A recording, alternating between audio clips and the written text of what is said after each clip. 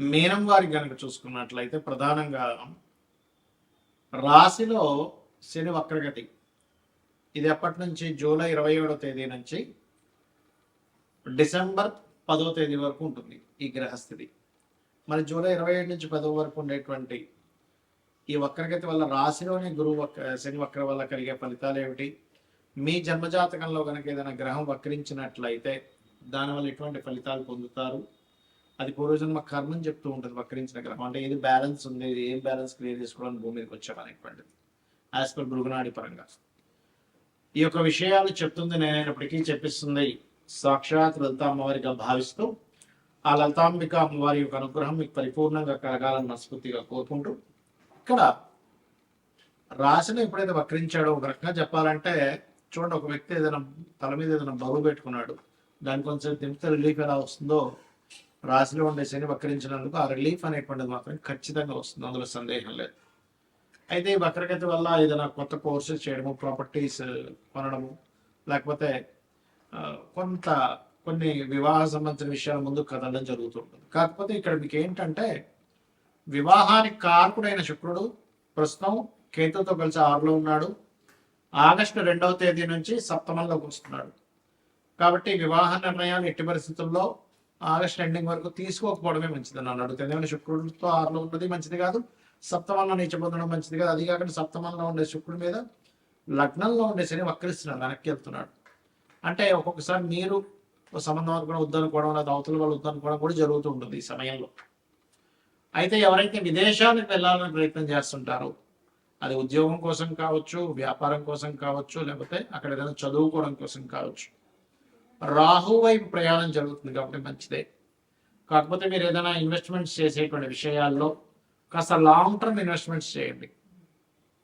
కొంచెం దీర్ఘకాలంగా ఇన్వెస్ట్మెంట్స్ చేస్తూ ఉండండి. అంటే ఇమీడియట్లీ ఒక వారంలోనూ 10 రోజుల్లోనూ నెల రోజుల్లోనూ ధనం రావాలన్నట్టు కాకుండా ఒక 3 years 5 years ఆ రకంగా ఇన్వెస్ట్మెంట్స్ చేయండి, మీకు ఖచ్చితంగా బాగుంటుంది. అయితే మీరు నిత్యము చేయవలసిన దేవతారాధన ఏమిటి అని చెప్పి చూసుకున్నట్లయితే రాజరాజేశ్వరి అమ్మవారి యొక్క ఆరాధన, మరియు మీకు దగ్గరలో దుర్గా ఆలయాలు కానీ ఈశ్వరాలయాలు కానీ ఉంటే అక్కడికి వెళ్ళి ఏదైనా సేవ చేయండి, ఆటోమేటిక్గా బాగుంటుంది. కొంచెం తండ్రిగా రాస్తే విషయంలో కొన్ని నిర్ణయాలు తీసుకుంటారు, ఆ యొక్క నిర్ణయం తీసుకునేటప్పుడు లాంగ్ టర్మ్ దృష్టిలో పెట్టుకుని నిర్ణయం తీసుకోండి, అన్ని విధాలా బాగుంటుంది. భృగునందనాడి అనేటువంటి శాస్త్రం పరంగా ఒక గ్రహం వక్రించి ఉంది మీ పర్సనల్ చార్ట్లో అనుకుంటే అది ఊరికనే వక్రించడం అని కాదు, మీరు ఆ సమయంలో ఎందుకు పుట్టారు అంటే గురువు వక్రించాడు, లేదా శని వక్రించాడు, శుక్రుడు బుధుడు లేదా కుజుడు వక్రించాడు, మిగతా రాహుకేతువులు రవిచంద్రులు అయితే వక్రించడం చెప్పారు. అయితే ఒకవేళ వక్రించిన నక్షత్రంలో ఉంటే అప్పుడు మళ్ళీ దాని ఫలితం వేరే ఉంటుంది. అయితే ఇక్కడ ఉదాహరణకి మనం శనిదే తీసుకుందాం. ఎవరి పర్సనల్ చార్ట్లో అయినా శని గ్రహం కనుక వక్రించినట్లయితే రూల్ నెంబర్ 1, అది ఏ రాశిలో ఉండి వక్రించింది, వక్రించినప్పుడు వెనక రాశి ఫలితాలు ఇస్తుంది, వెనక రాశుల్లో 1, 5, 9 ఏ గ్రహాలు ఉన్నాయి ఇది చూడాలి. దీనివల్ల మీకు ఆ వక్రించడం వల్ల సహజంగా ఏంటంటే మనం చూడండి, ఏదైనా శని ముఖ్యంగా అందులో పర్టికులర్గా శని భగవానుడు కనుక వక్రించినట్లయితే మీరు కెరియర్ కోసం మీ లైఫ్లో ఒక మంచి కెరియర్ రావాలంటే ఉన్న ప్లేస్ నుంచి మారాలని చెప్తుంది. మారిన తర్వాత ఎక్కువ సఫర్ అయ్యి సక్సెస్ అవుతారా లేకపోతే ఈజీగా సక్సెస్ అవుతారా అనేది ఇట్స్ డిపెండ్ ఆన్ మీ పర్సనల్ చార్ట్లో శనికి వెనక రాశుల నుంచి ఉండే గ్రహాల యొక్క స్థితిని బట్టి ఆధారపడి ఉంటుంది, గుర్తుపెట్టుకోండి. వక్రించి ఉచ్చ స్థానంలోకి వెళ్తున్నాడు, వక్రించి నీచంలోకి వెళ్తున్నాడు. ఇప్పుడు ఉదాహరణకి శని వృషభంలో ఉండి వక్రించి నీచంలోకి వెళ్తున్నాడు, ఇట్స్ నాట్ గుడ్. బట్ అదే ధనస్సులో ఉండే వృశ్చికంలో ఉండే శని వక్రించాడు, అప్పుడు ఉచ్చ స్థానంలోకి వెళ్తున్నాడు. అంటే ఉచ్చమా నీచమా ఏ గ్రహం వక్రించరా, ఏ రాశులతో కనెక్ట్ అవుతుంది, ఏ గ్రహాలతో కనెక్ట్ అవుతుంది, ఎటువంటి విషయాలను సూచిస్తుంది అనే విషయాన్ని చూసుకోవాలి. సో ఫస్ట్ ఆఫ్ ఆల్ శని అనేది కర్మకారకుడు. రెండు జాబులు చేయడం, లేకపోతే ఉన్న జాబ్ కోసం వేరే ప్రాంతానికి వెళ్తే సక్సెస్ అవ్వడం అనేటువంటిది ఇస్తుంది, గుర్తుపెట్టుకోండి. ఇక రెండవది గురువు.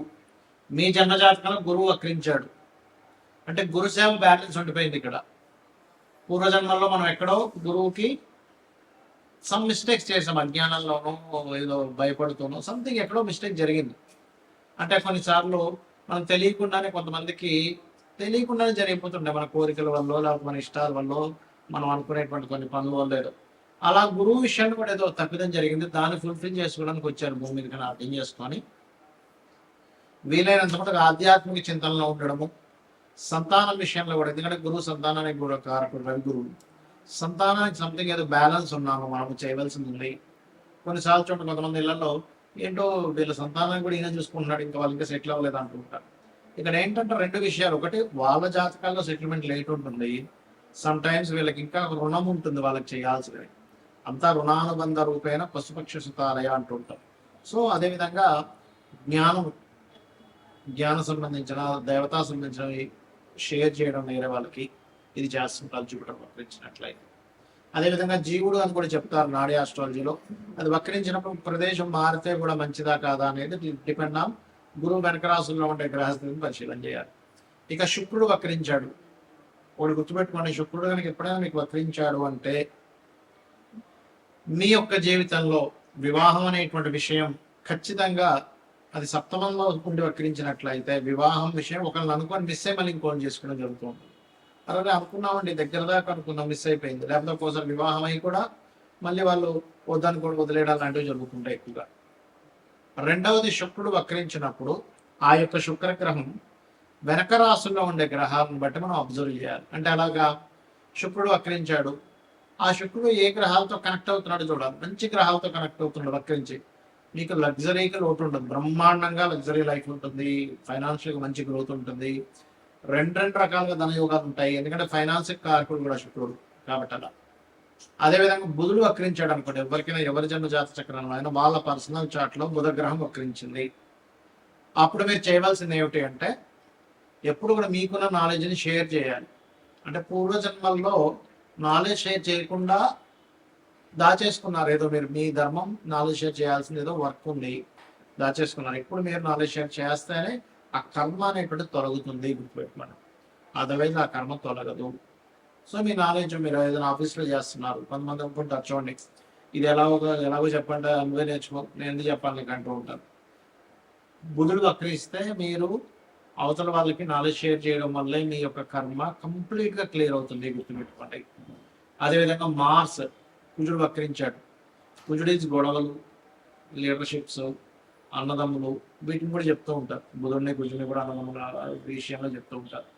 అయితే ఇక్కడ ఏంటంటే సన్ పూర్వజన్మల్లో ఉండేటువంటి కొంత వైరాలిటీ, గొడవలు, ఇలాంటివి ఏవో క్లియర్ చేసుకోవడానికి పుట్టాడు ఈ జన్మలో.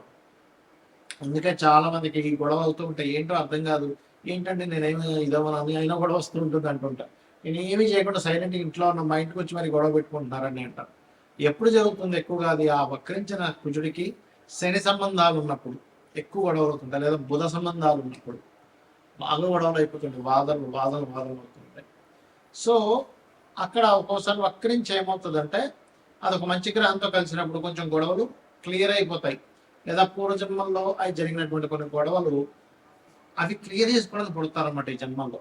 సో వక్రగతి మీనింగ్ ఏంటంటే మీరు మరలా ఆ యొక్క కర్మను క్లియర్ చేసుకోవడానికి పుట్టారు, అది ఏ రకంగా క్లియర్ చేసుకోవాలి అనేటువంటి చెప్తుంది మన ఆస్ట్రాలజీ జ్యోతిష్ శాస్త్రం.